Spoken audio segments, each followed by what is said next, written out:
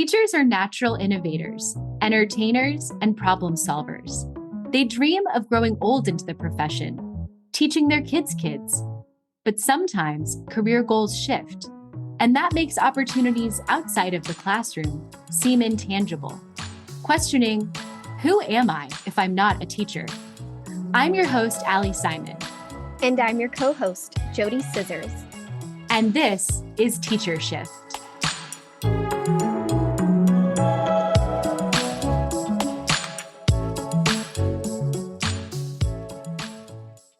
We have lots of transitions in life, and sometimes they can happen all at once.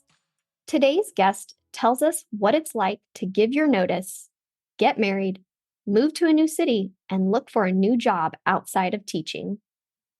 Today, our guest is Courtney Fearing. Courtney is a former middle school and high school teacher turned customer success manager at Skilljar. She lives just outside of Sacramento with her husband, 2 little boys, and dog named Marvin. Her newest hobby is sourdough bread baking. Welcome to the show today, Courtney. Thank you. I'm so excited to be here. We have so many former teachers that are into sourdough bread baking right now. Yeah, I was just thinking, that's making me hungry now. Sourdough bread baking. Yeah, I feel like I'm a little late to the party. I feel like bread baking got really big during the pandemic, and then I just started this year.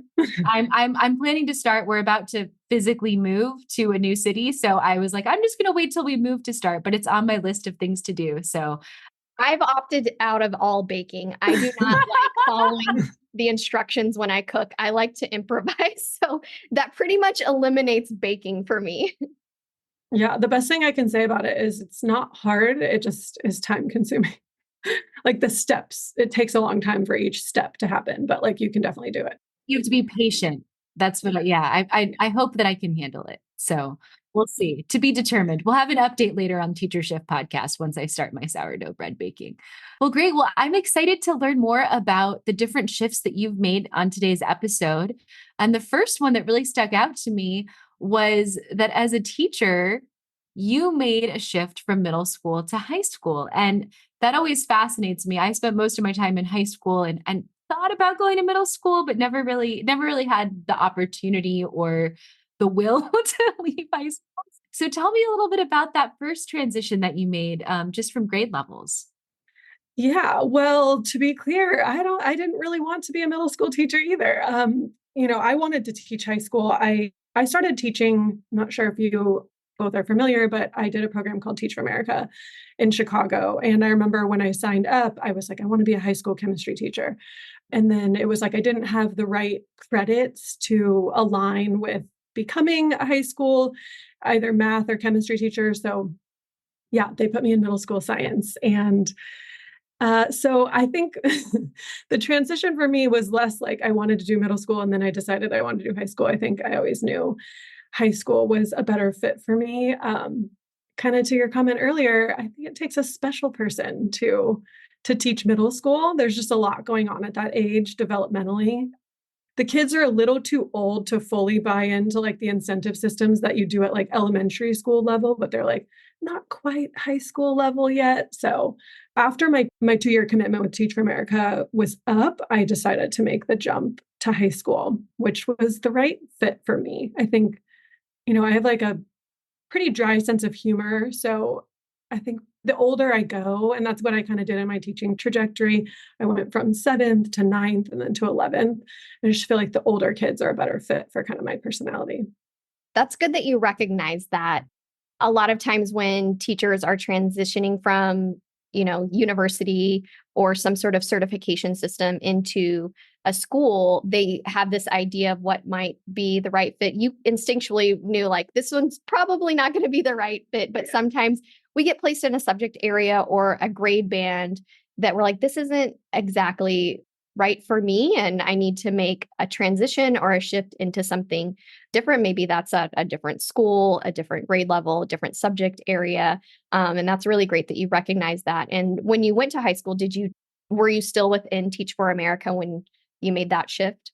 Teach for America itself, you're always going to be an alumni after, but the commitment's only 2 years. So you kind of go from being a part of the core to being in their alumni program, essentially, which goes on for life. So no, I was outside of my commitment there. And then I started teaching at another charter school in Chicago.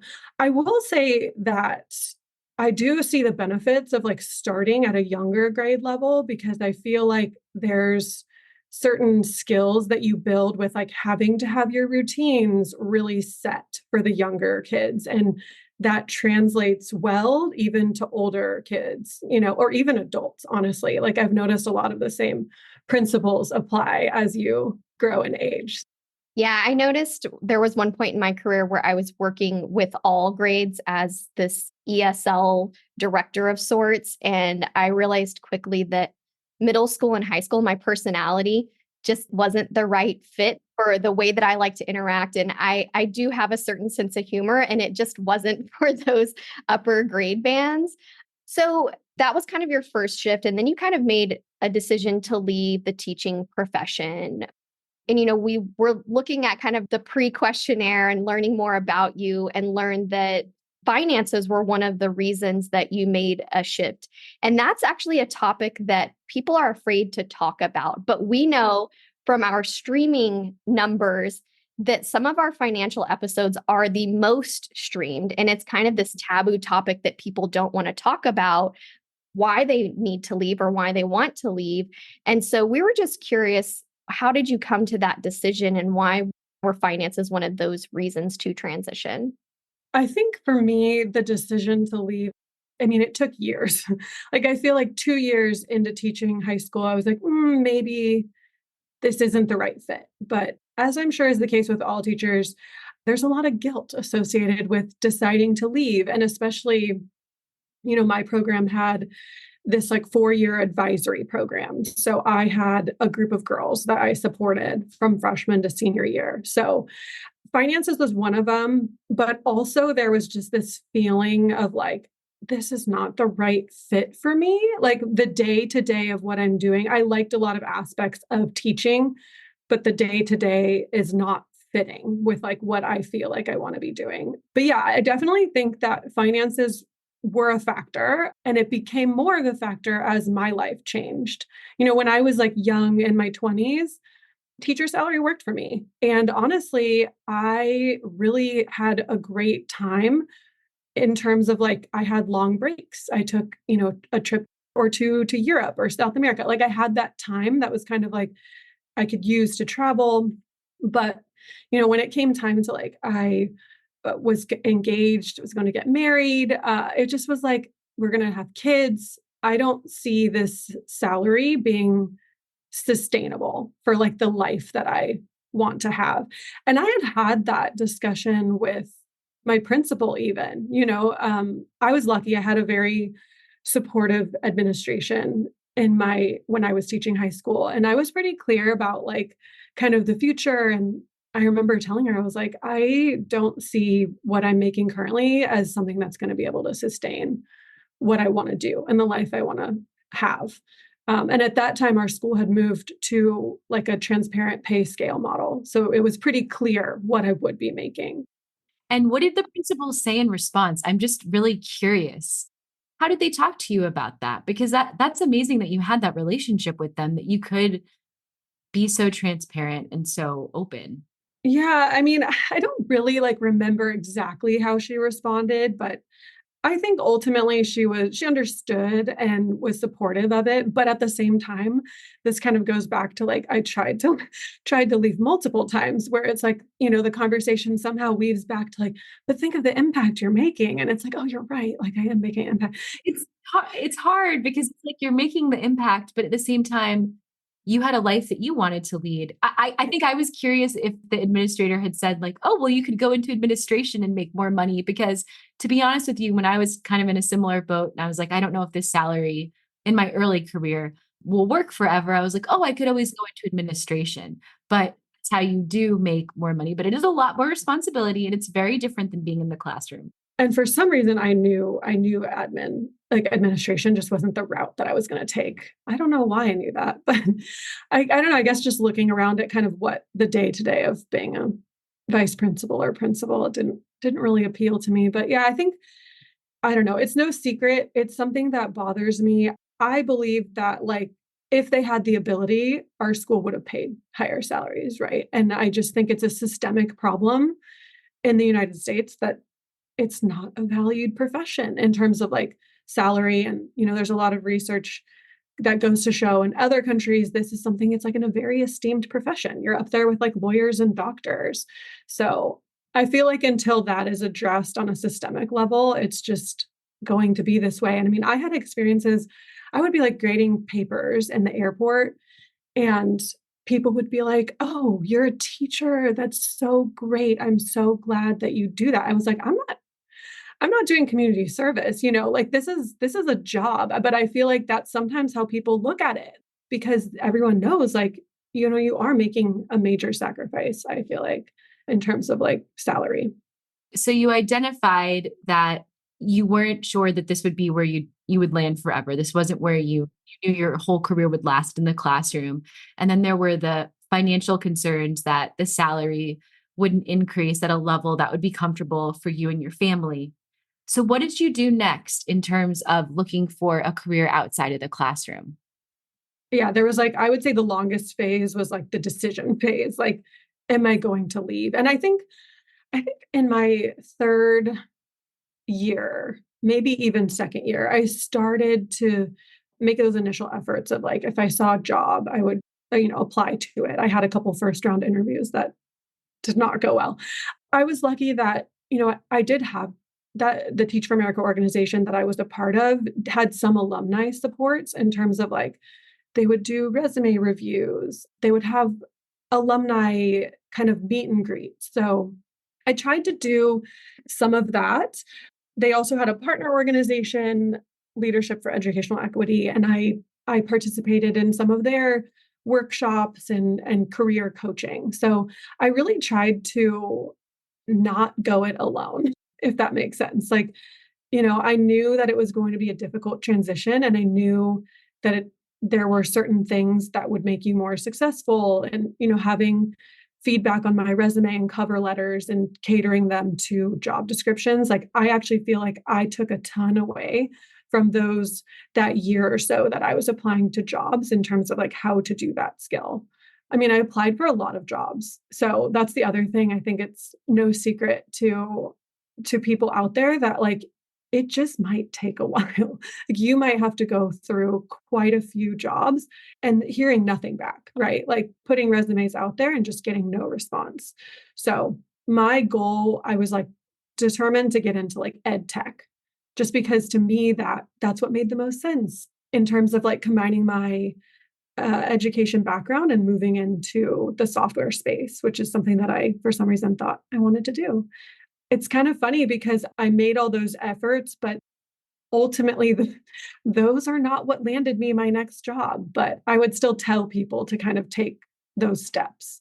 I think if I could go back, I would really try to double down on like the networking component, because even since making the transition, that's what I hear all the time is just like, that's how you're going to end up lining up your next role.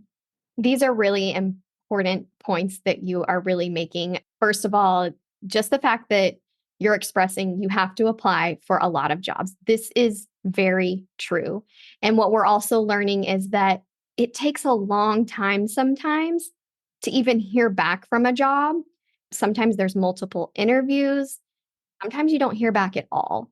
And so instead of waiting to hear back on a job that you apply for, people need to still continue to apply during that waiting period.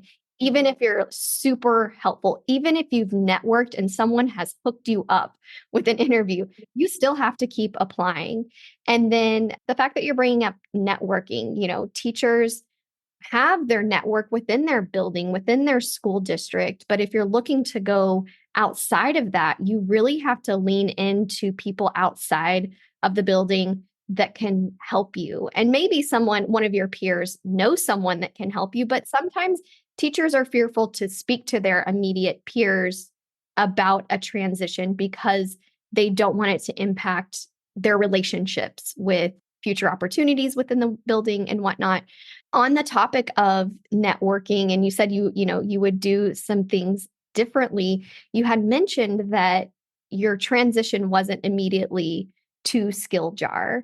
So can you talk a little bit about kind of the in-between and what helped you land the job at Skilljar? And also just tell us a little bit about your role. Actually, it's funny. I'm a pretty risk averse person. So this year when I left the classroom in 2019. And I think the thing that's challenging for what was challenging for myself and is challenging for teachers that I have talked to since transitioning is, when you're leaving the classroom, our principal or vice principal, someone would have the conversation with us in January about whether we were staying for the next year. So I'm getting advice from my, personal circle, like, oh my gosh, you would never give notice for a job until you have another one. And I'm like, well, but I can't, that's too early to start applying for and lining up another job because, most places outside of teaching aren't going to be like, yes, let's hire you in February and you can start in August. Like that's, they need someone to start immediately. So I felt like that was another challenge. And I chose to tell them. And honestly, I think a big factor in me deciding to do that was the fact that my fiance at the time, now husband, and I were going to be moving to California.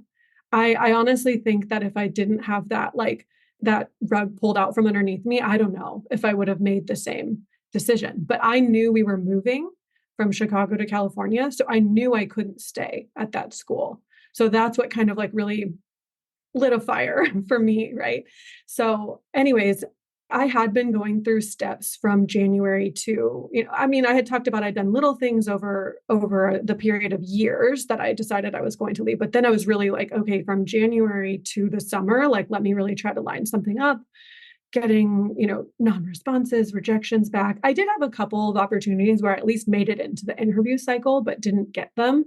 And going back to like the networking piece, I really kind of felt like this was before remote was as common, right? It was like before the pandemic. And I was leaving. I had quite a few connections in Chicago, but I was leaving. So I couldn't really leverage them as much, That's what I was thinking about too. I'm like, you're not only are you trying to make a career shift, but you're making a career shift into a new area.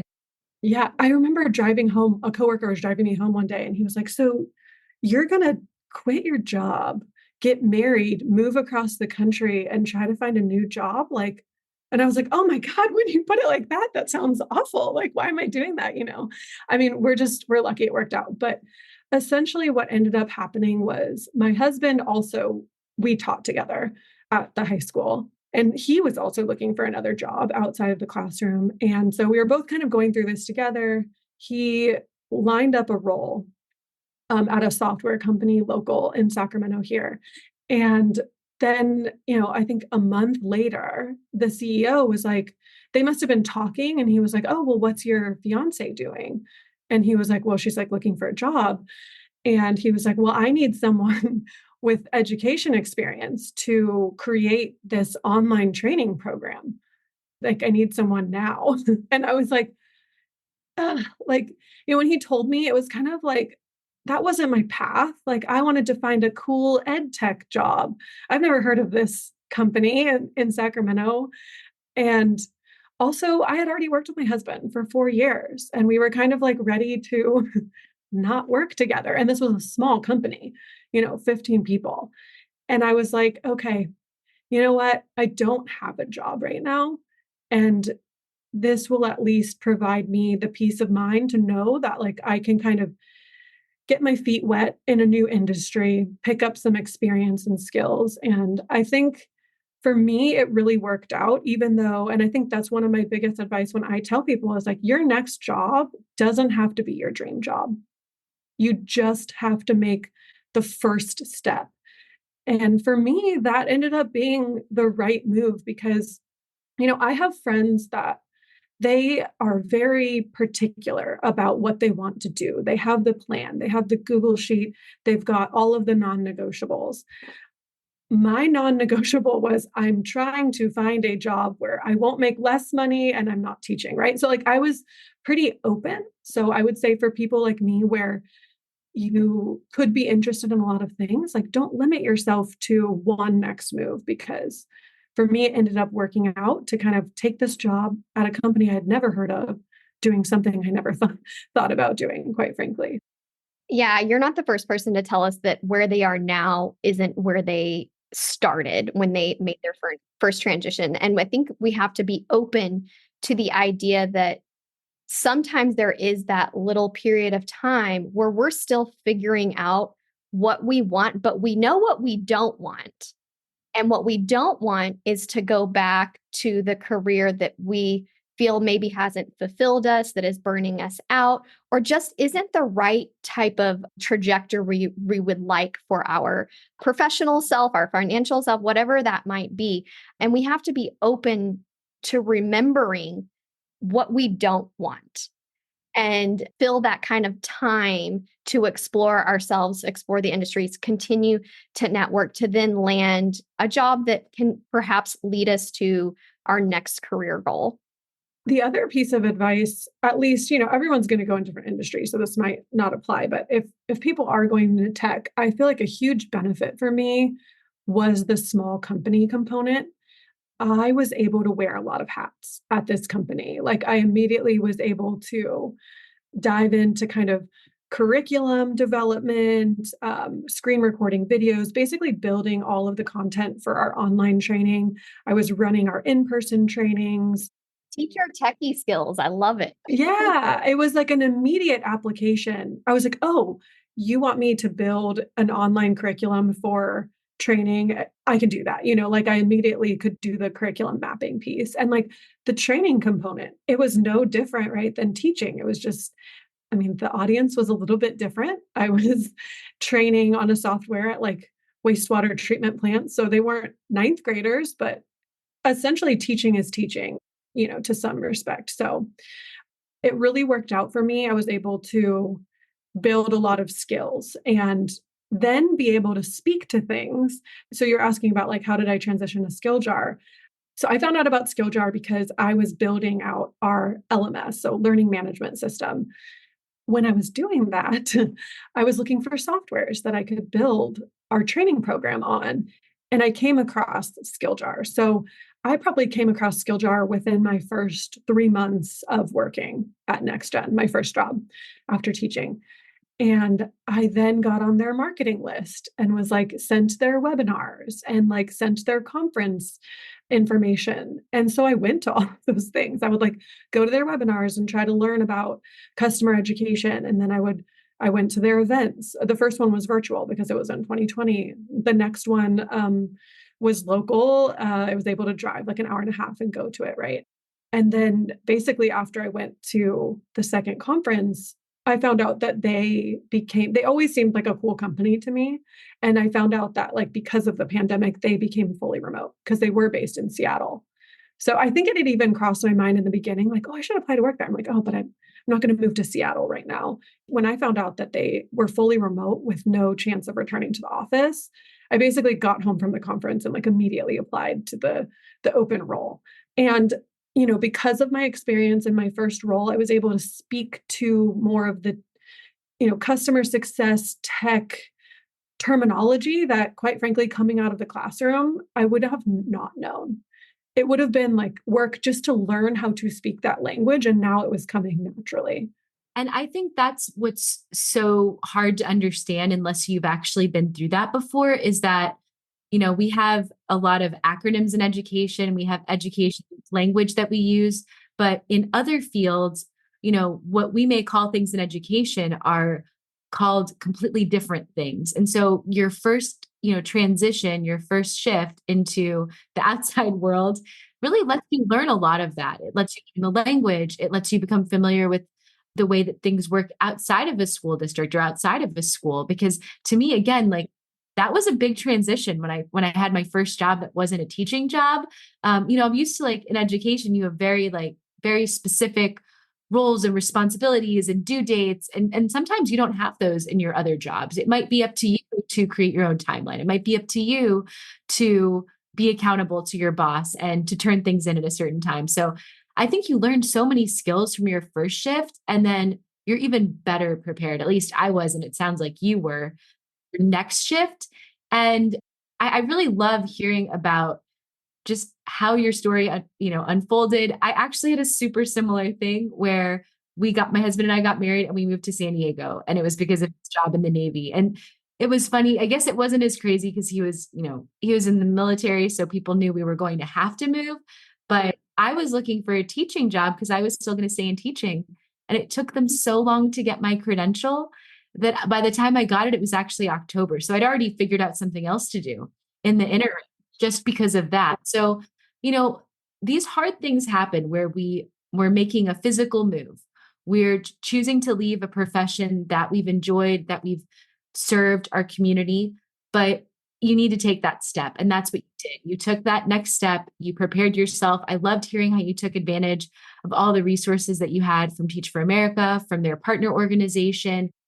And I like that you were candid about being risk averse, because I think that's a common trait among teachers, because we know that, well, it's true. Like, we know that we can kind of forecast our salary. We can forecast roles within a school system. And that does make it a pretty risk averse profession.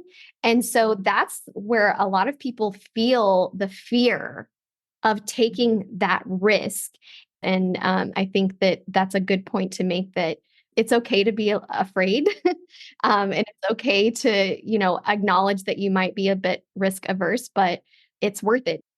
I think I knew that I was like, okay, this was, like I said before, I got married in 2019, right after I left the classroom. So I was kind of at the end of my, like, I can still take risks time period, right? Like, didn't have kids. And I mean, that's not to say that you can't take risks when you have kids. I just feel like you feel the weight of risky decisions a lot more because you now have more people that you are responsible for supporting. So looking at it now, I think it would be even harder to have decided to leave with like a mortgage and 2 kids and just all the things weighing on you and having the idea of potentially going X number of months. It would be scary. So I want to be clear with our audience. When I'm talking about risk, it was purely money. For me, at least, when I was talking about a transition for my family, when my husband and I sat down and we looked at the risk, we were looking at our finances and we were saying, okay, we have until about the end of November to really make sure that you have some kind of job so we don't start going negative. And so that was really when I talk about risk. It wasn't like the risk of my identity as a teacher or location. It was money. Well, I think that's what we're all talking about here. So that's the vibe that I got, that we were all talking about kind of this financial risk of having a mortgage, having these financial responsibilities. And so there's different types of risks, right? And definitely the financial one, we know from our streams, we know from our listeners, from our guests, that is a huge concern. And that should be something you really examine very closely before you make any sort of a shift. But also think about the other types of risks or things you might be missing out on. And I look at my life now. I left the classroom full time in 2018. So now we're 6 years later. And I would have missed so many things in my kids' life, both of my children's lives, if I had still been in the classroom. So that's a risk too. And I think we just have to balance all of these things. But ultimately, action is what helps. Taking action, whether that is networking, whether that is learning about other career fields, whether that's revamping your resume, redoing your LinkedIn, listening to episodes of people who have done it before, and just taking action is a really big thing. And I loved hearing your story. You were courageous. You did take action. You made shifts in your career, and now you landed really sounds like where you wanted to be, and you're happy with your career decision. Yeah. And I mean, what I'm doing now is totally different than what I was doing at my last job. I mean, there's pieces that overlap, but I think that's one thing that has become like, I feel more comfortable making these shifts. It doesn't scare me as much, right? Because I'm like, I know I can be a quick learner and I can pick things up. And actually, I think for anyone who's looking, I haven't talked a ton about it, but for anyone who's a teacher who is thinking about going into tech, I do think that the customer success management role is a great fit for transitioning from teaching. There's a ton of overlap in terms of like what I'm doing on my day to day, just like the level of organization that teaching prepared me with. Like, I use that in my day-to-day life now. And I mean, essentially, I'm helping my customers, right? I'm consulting on how they can meet their goals using our software. When I was teaching, I was helping my students try to reach their academic goals, right? So there's a ton of parallels, relationship building, being able to like get along with a lot of different personalities and know what motivates people, what makes them tick. All of that is stuff that I'm using in my day-to-day job. So I didn't know what a CSM was when I was leaving the classroom, but now I can see like, oh, this is actually a really, really good role for, someone who's coming out of teaching. When those roles are posted into job boards, is it spelled out or is it CSM? Like, should they look for both of those, the acronym and the full? I'm just thinking about how we curate our jobs. And we have some former guests that kind of are in similar roles. So it seems like a really good fit for a teacher that is willing to learn that new type of job. But how would someone search for a role like that? I think on the job, it's been a while since I've like kind of looked at how it's presented on job applications. I think I've always seen like customer success manager. Maybe you'll see client success manager or, some variation. Yeah, I've seen that a lot. And I think when this episode rolls out, I will be mindful to include a lot of job postings on our Apply Thursday for these types of roles for our listeners who are interested. So I think this was just a perfect way to wrap up today's episode. Keep your eye out for those types of job postings. That would be great for a transitioning teacher. Thanks so much for being on the show today, Courtney. Awesome. Thank you so much for having me. I enjoyed our talk. If you'd like to connect with Courtney, you can find her on LinkedIn under Courtney Fearing and Instagram at Court_MCK. We'll link them in the show notes.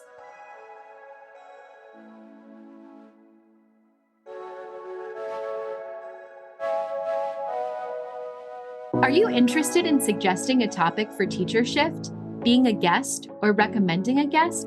Please see the episodes page on our website to make a submission. And if you'd like to write for us, see our blog page. If you liked Teacher Shift, give us a 5-star rating and follow us on Instagram, Facebook, Apple Podcasts, Spotify, and Amazon Music. Today's episode was written and recorded by me, Ali Simon, and my co-host, JoDee Scissors. Executive produced by Teacher Shift.